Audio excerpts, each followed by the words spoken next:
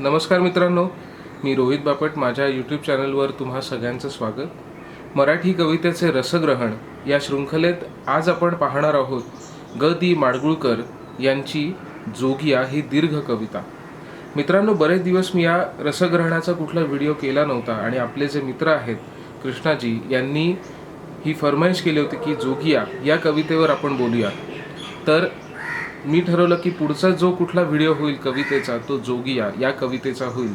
त्यामुळे कृष्णाजी, ही तुमची फरमाईश आणि माझी खात्री आहे की तमाम श्रोते जे आहेत त्यांना देखील ही कविता अर्थात माहिती तर असेलच, पण याच्याबद्दल बोलायला आणि गप्पा मारायला देखील आवडेल. तर आपण कविता बघूयात. जोगिया. कोण्यात झोपली सतार सरला रंग, पसरली पैंजणे सैल टाकुनी अंग. दुमडला गालीच्या तक्के झुकले खाली, तबकात राहिले देठ लवंगा साली. झुंबरी निळ्या दीपात ताठली वीज, का तुला कंचनी अजूनी नाही नीज. थांबले रसिकजन होते ज्याच्यासाठी, ते डावलून तू दार दडपिले पाठी. हळुवार नखलिशी पुनः मुलायम पान, हळुवार नखलिशी पुनः मुलायम पान. निरखिसी कुसरवर कलती करुरी मान. गुणगुणसी कायते, गुणगुणसी कायते गौर नितळ तव कंठी. स्वरवेल थरथरे फूल उमलले ओठी. साधता विड्याचा घाट उमटली तान, वर लवंग ठसता होसी कशी बेभान. चित्रात रेखिता चित्र बोलले ऐने, चित्रात रेखिता चित्र बोलले ऐने. का नीर लोचनी आज तुझ्या ग मैने, का नीर लोचनी आज तुझ्या ग मैने. त्या अधर फुलांचे ओले मृदुल पराग, हालले साधला भावस्वरांचा योग. पुन्हा एकदा वाचू. त्या अधर फुलांचे ओले मृदुल पराग, हालले साधला भावस्वरांचा योग. घमघमे जोगिया दवात भिजुनी गाता, पाण्यात तरंगे अभंग वेडी गाथा. मी देह विकुनिया मागून घेते मोल, मी देह विकुनिया मागून घेते मोल. जगविते प्राण हे ओपुनिया अनमोल. रक्तात रुजविल्या भांगेच्या मी बागा, रक्तात रुजविल्या भांगेच्या मी बागा.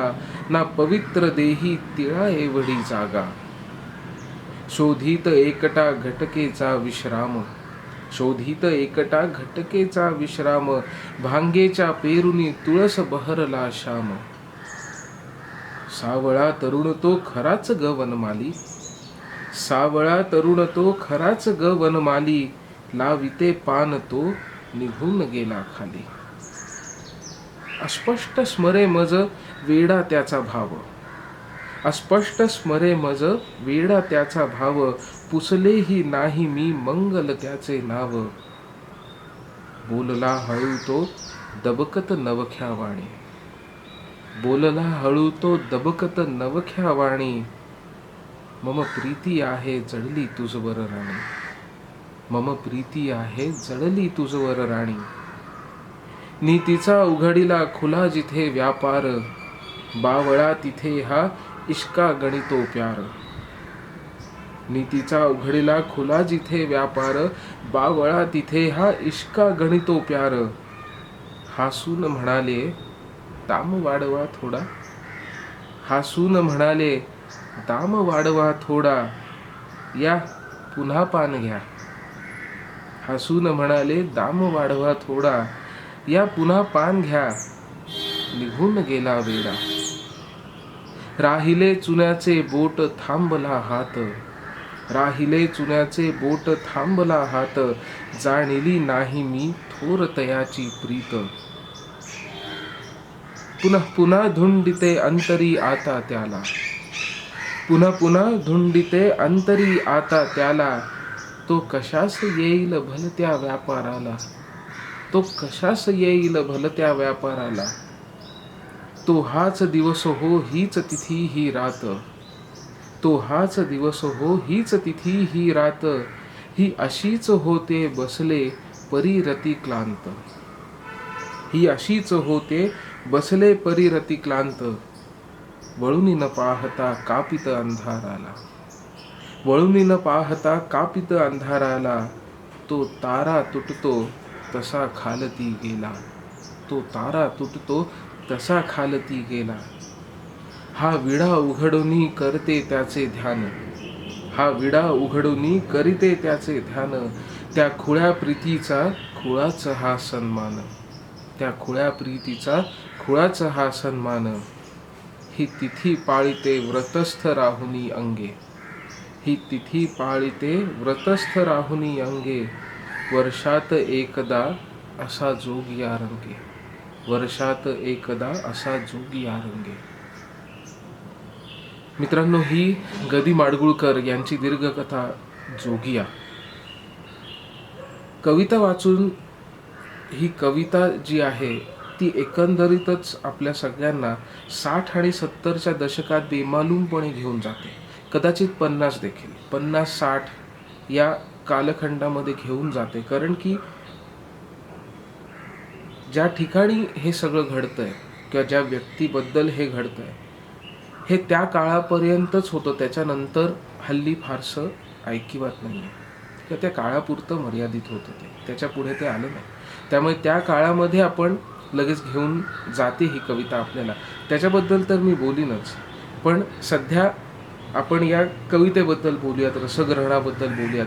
आज मी एक थोडा वेगळा प्रयोग करणार आहे. एरवी होतं असं की मी कविता वाचल्यानंतर मला जे सुचेल ते मी सांगण्याचा प्रयत्न करतो. आज यावेळी मी असं केलं आहे की मी एक स्वतःची वेबसाईट बनवली. ती मी अर्थात सगळ्यांपर्यंत पोहोचवीनच, पण आधी मी थोडं लेखन केलं आहे रसग्रहणाचं, आणि आता मी हा व्हिडिओ बनवतो. तर मी हा एक प्रयोग करतो वेगळा. तुमचा अभिप्राय मला कळवा की तुम्हाला कसं वाटतंय. तर आता या कवितेबद्दल आपण बोलूयात. तर श्रेष्ठ कवी ग. दी. माडगूळकर यांची जोगिया ही कविता माझ्या मते वर्षा या मात्रावृत्तातली आहे. हल्ली वृत्त, छंद, अलंकार, सगळे व्याकरणाचे सगळे नियम सगळे जे आहेत ते खुंटीवर टांगलेले आहेत. त्यामुळे बऱ्याच जणांना मात्रा काय असतात, वृत्त कशाला म्हणतात, मात्रा वृत्त काय, अक्षरगण वृत्त काय वगैरे वगैरे ह्याचं काहीच माहिती नसते.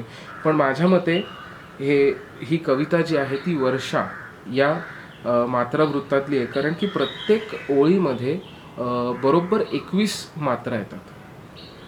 21 मात्रांचं वर्षा हे वृत्त. त्यामुळे माझा असा कयास. तर जोगिया, आपण जोगिया शब्दाबद्दल थोडंसं बोलूयात. थोडंसं वेगळ्या पद्धतीने रसग्रहण करूयात आपण. खरं तर मला हा व्हिडिओ जो आहे तो खरं तर पहाटे बनवायचा होता. तो का ते तुम्हाला कळेलच, पण शक्य नाही आहे, त्यामुळे आत्ता बनवतो. जोगिया हा खरं तर भैरव थाटातला एक राग आहे. जोगिया हा भैरव थाटातला राग आहे. भैरव हा सुद्धा एक रागच आहे, पण भैरव हा एक थाट देखील आहे. योगी या शब्दाचा अपभ्रंश म्हणजे जोगी, किंवा बोलीभाषेत त्याला आपण जोगिया सुद्धा म्हणतो. जर हाक मारायची असेल तर कोण्या एका जोगियाने असं आपण म्हणतो. तर योगी या शब्दावरनं जोगी आणि त्याचा जोगिया असा. तर हा राग जो आहे तो भैरव थाटातला असल्यामुळे त्या रागामध्ये एक प्रकारची गंभीरता आहे. राग जर तुम्ही कधी हा ऐकला कोणाकडनं तर तुम्हाला समजेल की थोडासा गंभीरतेकडे झुकणारा असा हा राग आहे. पण गंभीरपणा जरी असला तरी हा दुःख किंवा असावाला गंभीरपणा नाही आहे. हा वैराग्याचा गंभीरपणा आहे. जोगी आहे ना, जोगी शब्दाचा योगी जो असतो तो वैरागीच असतो. त्याचं वैराग्य जे आहे त्या जोगियाचं ते कुठेतरी या रागामध्ये आपल्याला दिसतं. कधी ते ऐकून पहा. जोगिया रागामध्ये गंभीरपणा आणि गंभीरता आणि वैराग्य हे दोन्ही एकदम ऐकायला मिळतं. आणि जेव्हा तुम्ही या रागातल्या रचना काही ऐकाल तेव्हा तुम्हाला कुठे ना कुठे एक प्रकारचा आत्मिक एकटेपणा किंवा आत्मिक वैराग्य जे आहे त्याची कुठेतरी तुम्हाला अनुभूती येईल.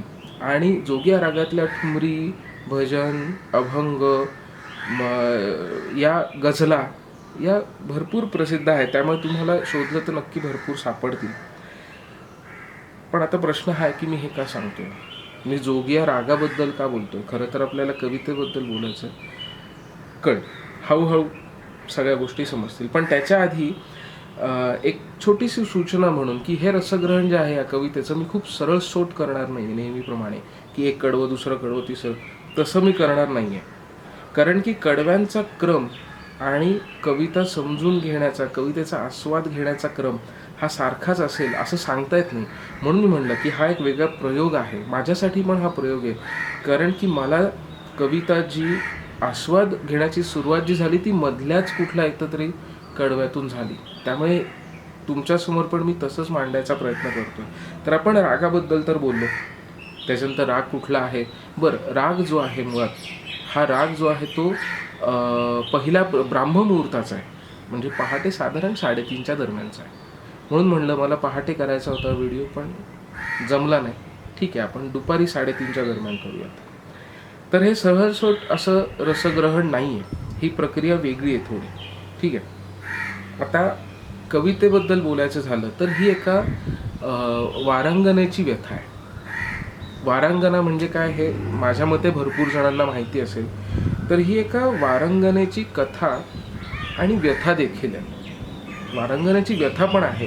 हा एक दिवस आहे की या कवितेच्या नायिकेला त्या एका तरुणाची आठवण येते. वारांगना जी आहे ती या कवितेची नायिका आहे आणि या दिवशी या नायिकेला त्या तरुणाची आठवण येते. कारण याच दिवशी त्या सावळ्या वर्णाच्या तरुणाने या नायिकेला त्यातला तिच्याबद्दल वाटणाऱ्या प्रेमाच्या भावनांबद्दल सांगितलं होतं. या दिवशीच त्या तरुणाने आपलं प्रेम व्यक्त केलं होतं. त्या सावळ्या वर्णाच्या तरुणाने ते प्रेम व्यक्त केलेलं होतं. त्या तरुणाने नायिकेला सरळ सरळ जोडीदार बनवण्याची मनीषा सांगितली की मला तुझ्याशी लग्न करायचं आहे. सरळ सरळ सांगितलं. ठीक आहे. पण तो कदाचित, गमतीचं असं आहे की कविता वाचून तरी मला असं वाटतं की कदाचित तो तरुण जो आहे तो दैहिक गरजांसाठी किंवा दैहिक कारणांसाठी या वारांगणेकडे माझ्या मते पहिल्यांदाच आलेला होता. हा माझा अंदाज आहे.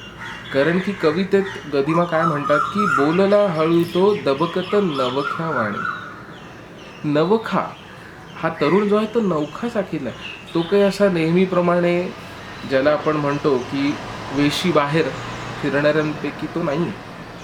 पहिल्यांदाच कदाचित तो आला असेल किंवा नवखा आहे, फार कमी वेळा आला असेल. तो या भानगडीत न पडणाऱ्यांपैकी आहे, तो नवखा आहे. आणि पहिल्याच भेटीमध्ये याला अनुभव नाही किंवा तो नवखा आहे हे कशावर अजून एक समजतं की पहिल्याच भेटीमध्ये मम प्रीती आहे जडली तुझं राणी हे म्हणणं मला थोडं अवघड वाटतं. त्यामुळे याच्या आधी देखील तो या नायिकेच्या कोठीवर म्हणा त्याच्यावर येऊन गेलेला असावा. फक्त या भानगडीत तो नवा आहे, इतकंच. पण माझा अंदाज असा आहे की हा तरुण नायिकेचे नाच गाणं ऐकण्यासाठी आधी येत असावा.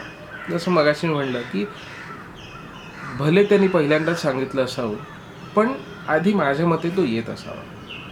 कारण की शोधित एकटा घटकेचा विश्राम भांगेच्या पेरुनी तुळस परतला श्याम.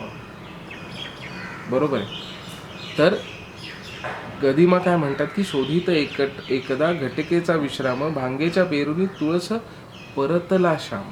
परत आला म्हणजे काय, तर ही कविता म्हणजे नायिकेला या विवक्षित दिवशी येणारी त्या तरुणाची आठवण. पण ही आठवण दुःखदायक आहे. कारण नायिकेला त्या तरुणाचे खऱ्या मनाने केलेले प्रेम समजत नाही. जवळजवळ बॉलिवूडसारखी गोष्ट आहे ही की तरुणांनी अगदी प्रामाणिकपणे आपलं प्रेम आहे असं सांगितलं, पण त्या नायिकेला ते समजलंच नाही की हे खरं प्रेम आहे.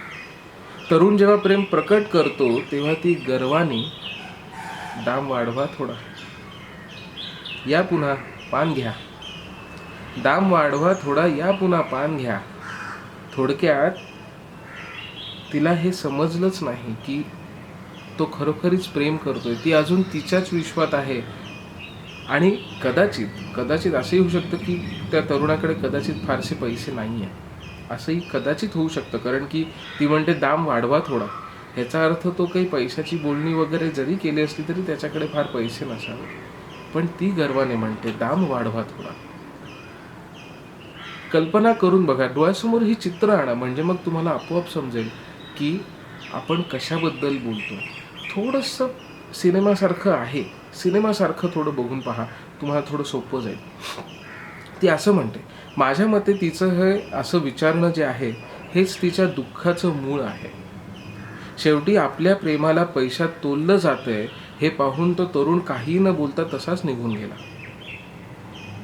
ती तशीच बसून राहते, त्याला दूर जाताना बघत. कारण की ती तर दाम लावायला चालली की दाम वाढवा थोडा. पण तो बिचारा, त्याला समजतं की आपल्या प्रेमाची इथे कदर नाही, त्यामुळे तो निघून जातो आणि ती तशीच बसून राहते. आजचा दिवसही काहीसा असाच गेला. नायिका आपल्या जागेवर किंवा शय्येवर अंग टाकून पडलेली आहे. कल्पना करा की तो दिवस आहे आणि आजचा दिवस आहे. तेव्हा सुद्धा ती तशीच शय्येवर पडून होती, तिच्या जागेवरती बसून होती. आजही सगळं काही उरकल्यानंतर ती आपल्या शय्येवरती तशीच पडून आहे, एकटी. तेव्हाही एकटी होती, आजही एकटी आहे. आणि आता ती तो दिवस आठवतीये. आजच्या दिवशी तिथी तीच असली तरी यावेळी तिचे आणि तरुणाची दैहिक देवाणघेवाण झालेली होती आणि त्यानंतर ती शय्येवर पडलेली होती जेव्हा तरुणाने प्रेमाचा विषय छेडला. फरक हा आहे. फरक असा आहे की माझा अंदाज असा आहे की कदाचित तो नवखा जरी असला तरी सुद्धा त्यांच्यामध्ये दैहिक देवाणघेवाण झालेली असावी आणि त्यानंतर त्यांनी प्रकटीकरण केलेलं असावं की माझं तुझ्यावर प्रेम आहे, तू माझ्याबरोबर राहशील का, माझी जोडीदार होशील का. कदाचित हे त्या देवाणघेवाणीनंतर त्यांनी तो विषय छेडला असावा प्रेमाचा. कारण की वाक्य जे आहे की तो हाच दिवस हो, हीच तिथी ही रात. जसं मगाशी म्हणलं की शय्येवर पडली होती, पण वाक्य काय आहे की तो हाच दिवस हो, हीच तिथी ही रात, ही अशीच होते बसले परिरती क्लांत. आता सध्याच्या काळामध्ये खूप जणांना असे शब्द जे आहेत त्यांचे अर्थ माहिती नसतात. कधीकधी शब्दांचे अर्थ देखील आपण फार नीती आणि अनितीच्या चौकटीमध्ये बसवून ठेवतो. तर रतिक्लांत याचा अर्थ असा की संभोग श्रमाने स्त्रीला आलेला थकवा. तसाच पुरुषाला जो येतो त्याला मदनक्लांत असं म्हणतात. रती म्हणजे कामदेवाची पत्नी. तर रतिक्लांत अशी ती शय्येवर तिच्या पडलेली होती. अशीच ती रात्र होती, असाच तो दिवस होता, हीच ती तिथी होती, अशीच ती रतिक्लांत पडलेली होती. आणि तेव्हा त्या तरुणाने तो प्रेमाचा विषय छेडलेला होता. जेव्हा ती म्हणते की तुम्ही दाम वाढवा, प्रेमाचं कसलं बोलताय, तुम्ही दाम वाढवा. आणि जर दाम वाढवायचं नसेल तर हे घ्या पान आणि उद्या या. आता जेव्हा तुमच्याकडे पैसा असेल तेव्हा या. मगाशी म्हटलं तसं हे तिच्या दुःखाचं मूळ आहे. या पद्धतीने बघूयात आपण या कवितेकडे.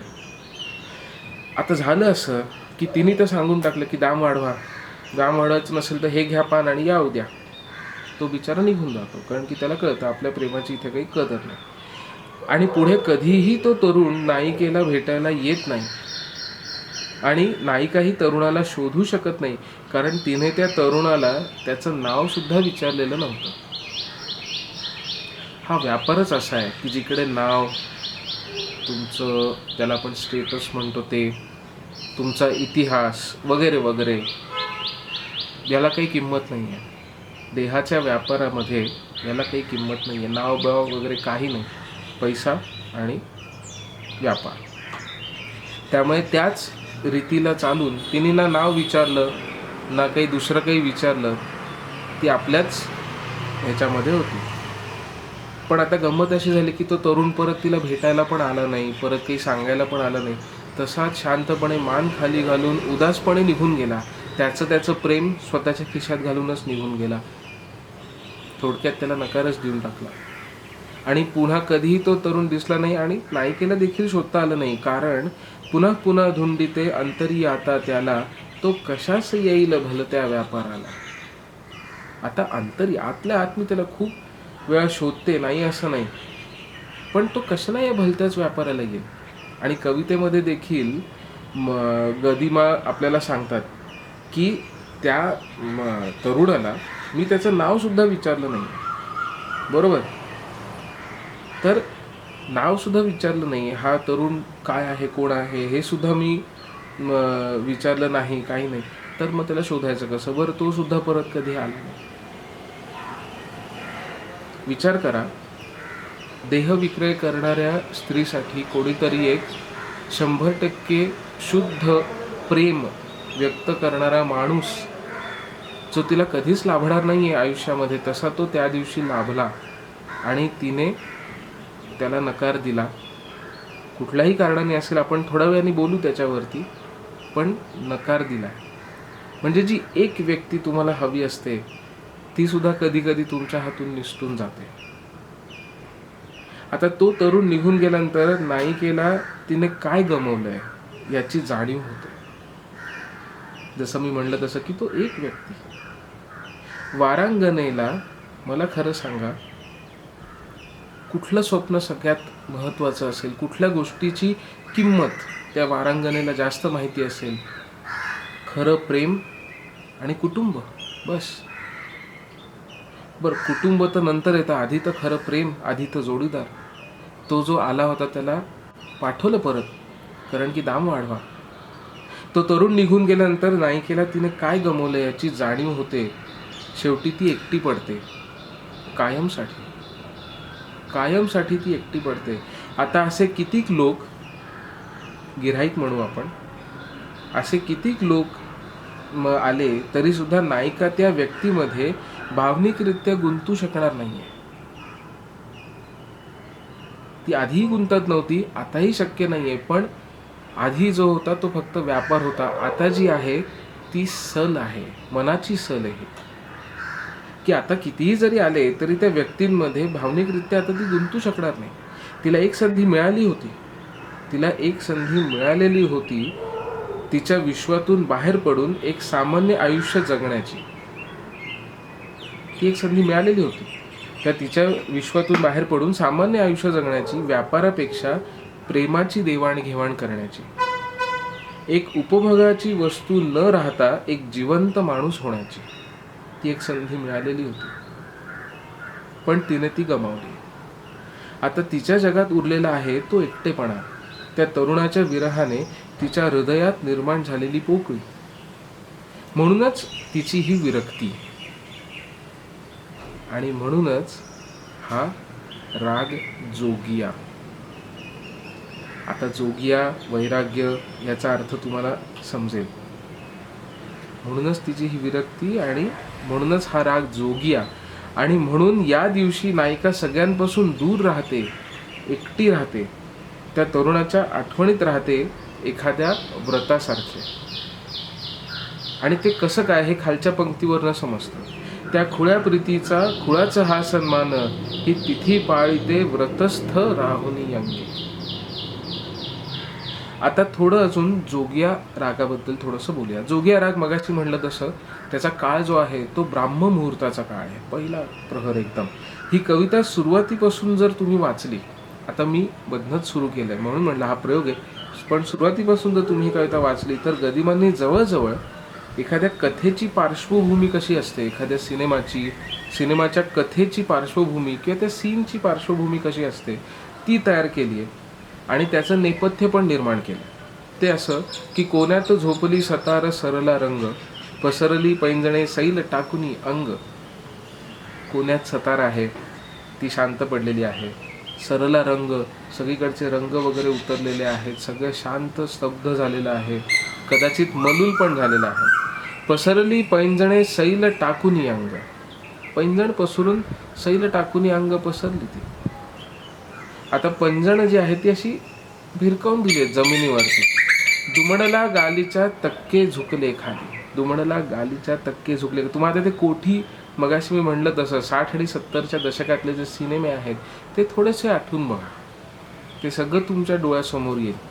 तबगात राहिले देठ लवंगा साली, सगळे निघून गेलेले आहेत. याचा अर्थ असा, खाऊन पिऊन त्यांना जे काही चैन करायची होती ते करून ते निघून गेले. आणि अर्थातच ही वारांगणेची म्हणजे नायिकेची कोठी आहे. रात्रभर नायिका नाचत राहिली, गात राहिली, आणि आता दिवस उजाडणार त्या दरम्यान सर्व रसिकगण निघून गेलेले आहेत. जे लोक दैहिक गरजेसाठी तिच्याकडे आले होते, नाच गाणं ठीक आहे, पण जे लोक दैहिक गरजेसाठी तिच्याकडे आलेले होते त्यांनाही तिने नकार देऊन परत पाठवलं. कारण थांबले रसिकजन होते ज्याच्यासाठी, ते डावलून तू दार दडपले पाठी. त्यांना डावलून तू दार लावून टाकलंस, त्यांना नकार देऊन टाकलास. आता या रंगमहाली ती एकटीच आहे. नाचगाणे झाल्यानंतर ती दमलेली आहे. पैंजण सतार सगळं काही बाजूला ठेवून ती स्वतःच्या अवस्थेकडे दुर्लक्ष करून अशीच तिच्या आठवणीमध्ये गुंग झालेली आहे. तिच्या डोळ्यात अश्रू आहेत आणि आरसा तिला विचारतोय. तिच्या डोळ्यात अश्रू आहेत. विचार करा, हे एकटेपण किती खायला उठत असेल, सगळं आयुष्य किती फोल वाटत असेल, की हा सगळा व्यापार खरं आणि खोटं काय. तर त्याच्यात ती तशी एकटी बसलेली आणि आरसा सुद्धा तिला विचारतो, चित्रात रेखिता चित्र बोलले आईने, का नीर लोचनी आज तुझ्या ग महिने. एरवी तो आरसा जो आहे तो तिचं सगळं सौंदर्य बघत असतो, बरोबर. सौंदर्य करत असेल, केस सावरत असेल, मेकअप ज्याला म्हणू आपण तसं करत असेल, ते सौंदर्य निहाळत असेल तो आरसा. आणि तो आरसा जो आहे तो मित्र झाला असेल. स्त्रियांचा आरसा हा मित्र आहे, बरोबर. तो आरसा देखील तिला विचारतोय की आज काय ग झालं तुला महिने. लाडिक स्वरामध्ये विचारतोय, अगं महिने काय झालं तुला, तू कशाला रडतीयस. आणि इथून पुढे तिच्या व्यथेची सुरुवात होते कवितेमध्ये. हा झाला कवितेकडे त्रयस्थपणे पाहिल्यानंतर होणारा रसास्वाद. आता याच्यामध्ये दीर्घ कविता आहे, त्यामुळे मी एक कथानुसार कथानक असल्यासारखंच मी याचा आस्वाद घेतोय. प्रत्येक वाक्यगणिक आपण जाऊ शकतो, नाही असं नाही, पण या कवितेचा मी थोडा वेगवेगळ्या अंगांनी आस्वाद घेतला आहे, ते सुद्धा तुमच्यासमोर मांडायचं आहे. त्यामुळे मी याला थोडा पॅटर्न जो आहे तो थोडा वेगळा आहे. आता आधी जे सांगितलं आत्तापर्यंत तो झाला एक त्रयस्थपणे साधारण सरळ सोट घेतला जाणारा रसास्वाद, ठीक आहे, रसग्रहण. आता थोडंसं आडवळणावर जाऊयात आणि बघूयात काय सापडतंय ते. मुळात ही कविता खरं तर एक गोष्ट किंवा गोष्टीतला प्रवेश असल्यासारखी. याचं मुख्य कारण म्हणजे या कवितेला स्पष्ट सुरुवात, मध्य आणि शेवट आहे. नायक आहे, नायिका आहे, प्रेम आहे आणि विरह आहे. पण एक गोष्ट जी लक्षात घेण्यासारखी आहे ती म्हणजे वारांगणांचे आयुष्य सामान्य नसते. वारांगणांचे आयुष्य सामान्य नसते, किंबहुना ते सामान्य होऊच शकत नाही. सतत देहाचा बाजार मांडून बसणाऱ्या जगात त्या जगत असतात. त्यामुळे त्यांचे भावनिक आधार, आयुष्याच्या व सुखाच्या व्याख्या सगळ्या काही वेगळ्या असतात, कारण त्यांचे अनुभव वेगळे असतात. माणसाची काळोखी बाजू लख्खपणे बघणारी वारांगणा आयुष्यातील प्रकाश आणि रंग यांना जवळजवळ विसरून गेलेली असते. तिच्या जवळ येणारा प्रत्येक पुरुष काही पैसे देऊन आपण देह विकत घेतलेला आहे या भावनेने येतो. कैक पुरुषांनी तिला कैक असे वादे केलेले असतात. कैक पुरुषांनी असे कैक वारांगणांना वादे केलेले असतात की मी हे करीन, शपथा दिलेल्या असतात, आणा भाका काय, खोटं खोटं सगळंच खोटं. कित्येक वेळेला तिने भावनेच्या भरात स्वतःच्या मनाला जखमी करून घेतलेलं असतं. कित्येक वेळेला पुरुषांनी तुला राणी बनवतो वगैरे वल्गना वगैरे केलेल्या असतील आणि त्या विरल्या देखील असतील. अशा परिस्थितीत जर कोणी खरोखरच शुद्ध प्रेमाची भावना घेऊन आला तर ती त्याला कसं ओळखणार. या सगळ्या विश्वामध्ये राहून ती खऱ्या प्रेमाला आणि त्या माणसाला कसं ओळखणार, कारण की त्या जगातच ती राहत नाही, तिचं आयुष्य सामान्य नाही. अशा परिस्थितीत जर कोणी खरोखरच शुद्ध प्रेमाची भावना घेऊन आला तर ती त्याला कसं ओळखणार. आणि तेच या नायिकेचं झालं. पण नायिकेने या दुःखात कायमचे पडून राहण्यात देखील काय अर्थ आहे. काहीच अर्थ नाही. शेवटी पोटाची खळगी सुद्धा भरायची असते ना. त्यामुळे तो एक दिवस ती त्याच्यासाठी म्हणून ठेवते, जेव्हा मनोमन का होईना पण ती फक्त त्याची असते. विचार करा, मनोमन का होईना ती फक्त त्याची असते. हे बंध शब्दात सांगण्याजोगे नाही आहेत. हे बंध शब्दात सांगण्याजोगे नाही आहेत. ज्यांनी कधी प्रेम केलं असेल त्यांना जरा लवकर समजेल की मी काय सांगतोय ते. त्या आठवणींच्या पोकळीत ती गुणगुणते जोगिया रागाच्या सुरांसारखी. आठवणींच्या पोकळीत ती गुणगुणते जोगिया रागाच्या सुरांसारखी. आणखी एक थोडा वेगळा संदर्भ या कवितेमध्ये येतो, तो म्हणजे कृष्णाचा. आता खालचं कडवं पहा. शोधित एकदा घटकेचा विश्राम, भांगेच्या पेरुनी तुळस परतला श्याम. सावळा तरुण तो खराच ग वनमाली, लाविते पान तो निघून गेला खाली. पुन्हा एकदा. शोधित एकदा घटकेचा विश्राम, भांगेच्या पेरुनी तुळस परतला श्याम. सावळा तरुण तो खराच ग वनमाली, लाविते पान तो निघून गेला खाली. वनमाली किंवा वनमाळी म्हणजे कृष्ण. हा एक प्रश्न मला पडला की गदिमांनी कृष्णाचा संदर्भ का घेतला असावा. आस्वाद जर आपण घेतोय तर कवींनी एखादा संदर्भ का टाकला असावा, तो पॉइंटर का सोडला असावा, याचा विचार सुद्धा केला पाहिजे आपण. गदिमांनी कृष्णाचा संदर्भ का घेतला असावा, तुळस कुठून आली. मग त्याचं उत्तर जे आहे ते आधीच्या कडव्यातून. आता मी आधीच म्हणलं होतं की मी एका पुढे एक कडव्याबद्दल वाक्याबद्दल बोलीन असं नाही, म्हणजे तो क्रम जो आहे तो मी पाळीन असं नाही. ही कविता वेगळी आहे, त्यामुळे ह्याचं रसग्रहण सुद्धा वेगळ्या पद्धतीने होणार. त्याचं उत्तर जे आहे तुळस का आली, कृष्ण का आला, याचा संदर्भ जो आहे तो आधीच्या कडव्यात मिळतो. तो असा की रक्तात रुजविल्या भांगेच्या मी बागा, ना पवित्र देही तिळा एवढी जागा. रक्तात रुजविल्या भांगेच्या मी बागा, ना पवित्र देही तिळा एवढी जागा. नायिका स्वतःला अपवित्र मानत आहे. नायिका स्वतःला अपवित्र मानते कारण समाजाच्या नैतिकतेच्या व्याख्येनुसार असंच मानलं गेलेलं आहे, आणि जे नायिकेला देखील मान्य आहे किंवा त्याची जाणीव आहे. आता यात कृष्ण अशा कारणाने येतो की कृष्णाने 16,108 स्त्रियांशी विवाह केला. पण तुर्तास आपण 16,100 स्त्रियांबद्दल बोलूया. कृष्णाने 16,100 स्त्रियांशी विवाह केला होता. आख्यायिका अशी आहे की या स्त्रियांना नरकासुराने पळवून आणलेल्या होत्या आणि परपुरुष स्पर्श झाल्याने समाजाने त्यांना अपवित्र घोषित केलेलं होतं. त्यांना कोणीही स्वीकारायला तयार नव्हतं, ना त्यांचे आई वडील, कुटुंब, भाऊ बहीण, कोणी नाही. त्या स्त्रियांना ज्या त्या नरकासुराने पळवून नेल्या होत्या त्यांना कोणीही स्वीकारायला तयार नव्हतं, आणि त्या त्राहिमाम करत होत्या की आमचं काय होणार. आणि पूर्वीच्या काळी विवाहाशिवाय स्त्रीला सद्गती नाही असं मानलं जायचं. तेव्हा या स्त्रियांचा उद्धार करण्यासाठी भगवंताने या सगळ्यांशी विवाह केला होता.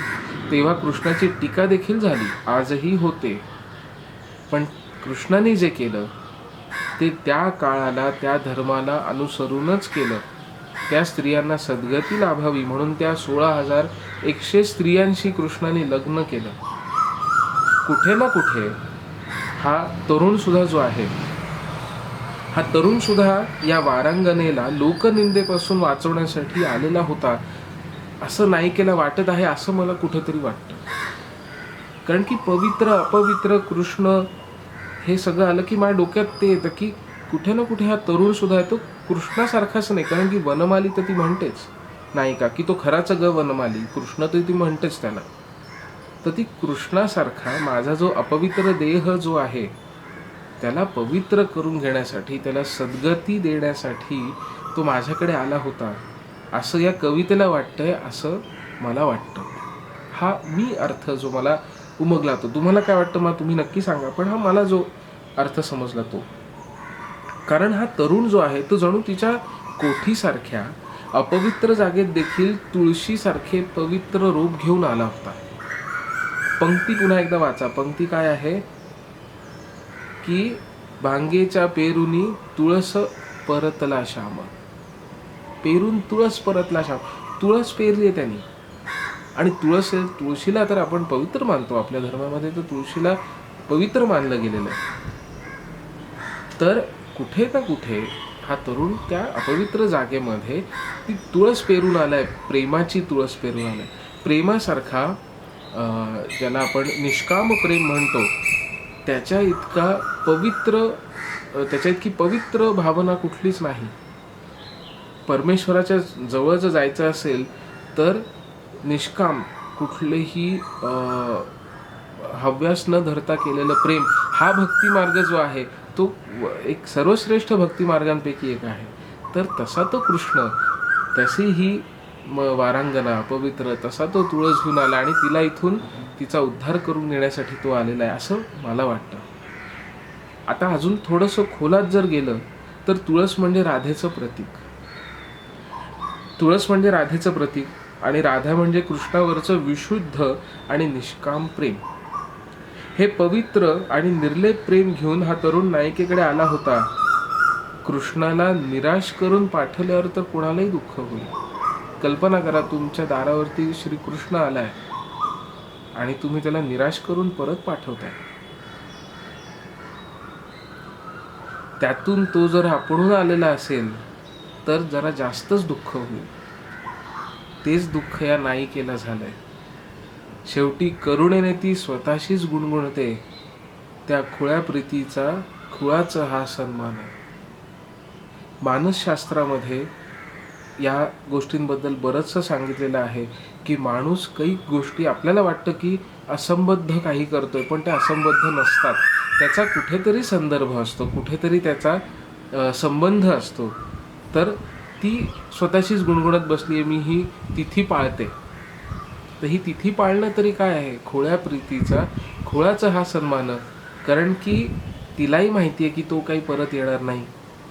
हिला हेही माहिती आहे की आता तो काही त्याला शोधता पण येणार नाही आणि अशी संधी परत आपल्याकडे येणार पण नाही. हे सगळं व्यवस्थित माहिती आहे. तरीसुद्धा ती जी एक वेडी आशा, ज्याला म्हणतो ना आपण वेडं प्रेम, वेडी आशा जी आहे ते खुळं प्रेम, ती खुळी प्रीती आणि त्या खुळ्या प्रीतीचा हा सन्मान.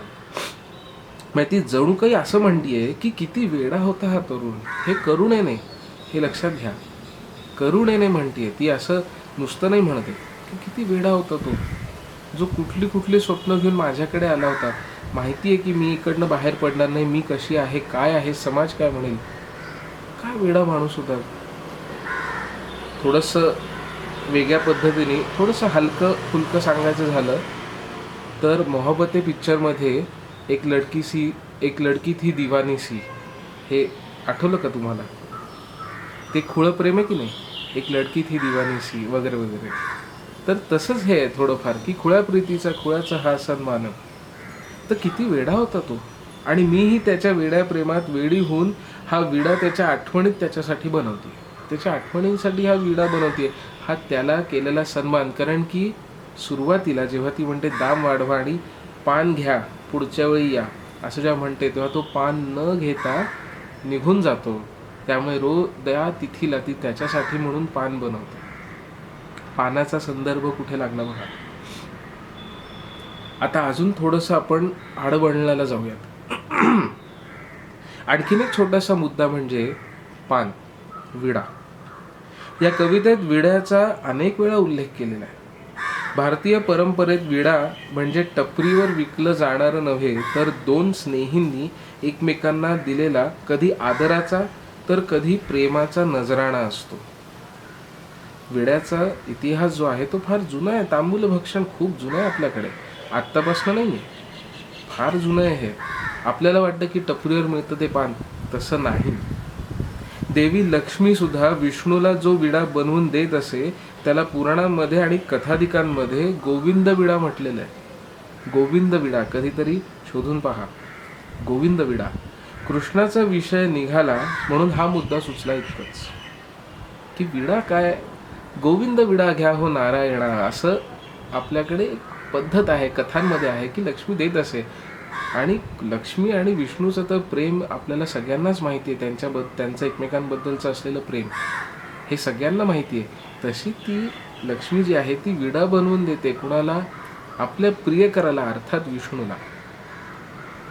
लक्ष्मीचा प्रियकर विष्णू का असू नये, नवरा बायको आहे, लक्ष्मी नारायणाचा जोडा आहे. तर ती बायको जी आहे ती नवऱ्याला विडा बनवून देते. आत्तापर्यंत आपल्याकडे हे चालू होतं, ते गेल्या काही दशकांमध्ये ते बंद झालं, पण हे करत असत.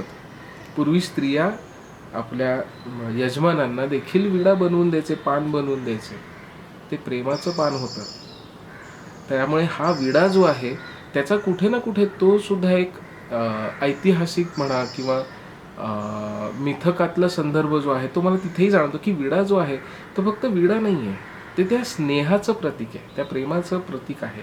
आणि प्रेम स्त्री पुरुषांमध्ये असतं, अनेक जणांमध्ये असतं, पण ते हे प्रतीक आहे.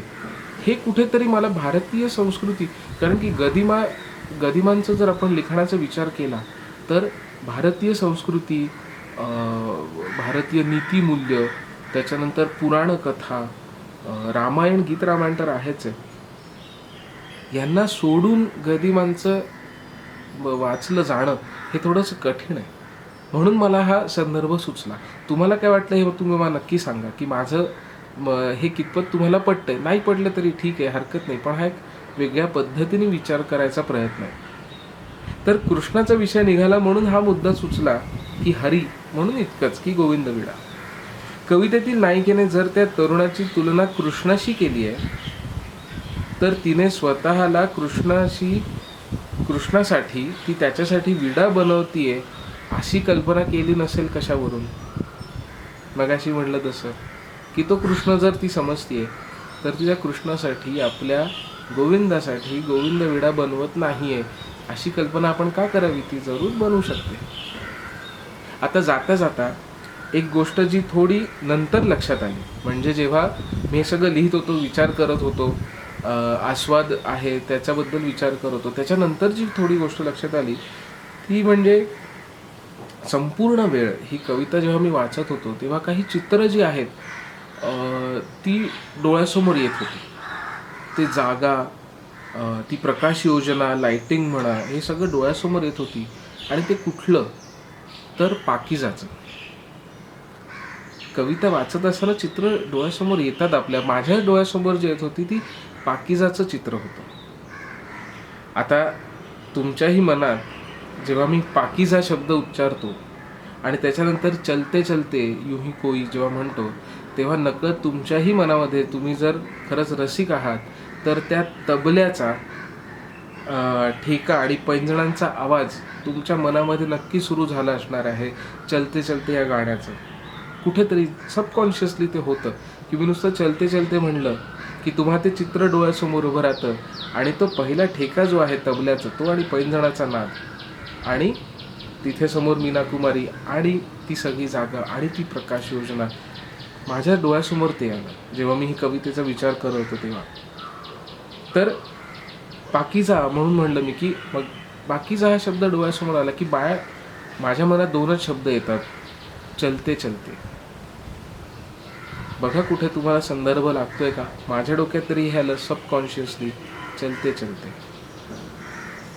तर अशी ही गदिमांची अद्वितीय रचना जोगिया, एका जागी स्थिर असूनही निरनिराळ्या भावनांच्या गुंत्यातून घेऊन जाणारी, वरवर एक विरह कथा, पण आतून एका स्त्रीच्या भावनांचे अनेक पटल उलगडत जाणारी ही कविता आहे जोगिया. तर मित्रांनो, हे होतं जोगिया या दीर्घ कवितेचं रसग्रहण. मगाशी मी म्हणलं तसं मान्य मला प्रत्येक वाक्य प्रत्येक घेऊन रसग्रहण करता येणं शक्य आहे, पण या कवितेसाठी मला तसं करायचं नव्हतं. कारण की तो जो माहोल आहे, ती जी गोष्ट आहे, ती गोष्ट ही गोष्टीसारखीच सांगितली पाहिजे. त्याच्यामध्ये जर तुम्ही थोडं थोडं काढत बसले तर कंटाळा येतो. तर हे रसग्रहण मित्रांनो तुम्हाला कसं वाटलं मला नक्की सांगा. कृष्णाजी, पुन्हा एकदा तुमच्या फरमाईशीसाठी आज हे रसग्रहणाचा व्हिडिओ मी हा बनवला जोगियाचा, आणि बाकीच्यांसाठी सुद्धा आहे. अर्थातच हा चॅनल तुमचा आहे, माझा आहे, सगळ्यांचा आहे. आनंद घ्यायचा आहे. कसं वाटलं रसग्रहण मला कळवा. तुम्हाला जर आणखीन काही विचार सुचले किंवा या विचारांमुळे आणखीन काही विचार सुचले कवितेबद्दल तर माझ्या व्हिडिओच्या कॉमेंटमध्ये मला नक्की कळवा. मी उत्तर द्यायचा नक्की प्रयत्न करेन. पुढच्या वेळी भेटू पुढची एखादी अशी कुठली कविता घेऊन. तुम्हाला जर काही फरमाईश करायची असेल, सुचवायची असेल एखादी कविता तर तीही मला नक्की कळवा. नक्की प्रयत्न करूया. ठीक आहे. धन्यवाद.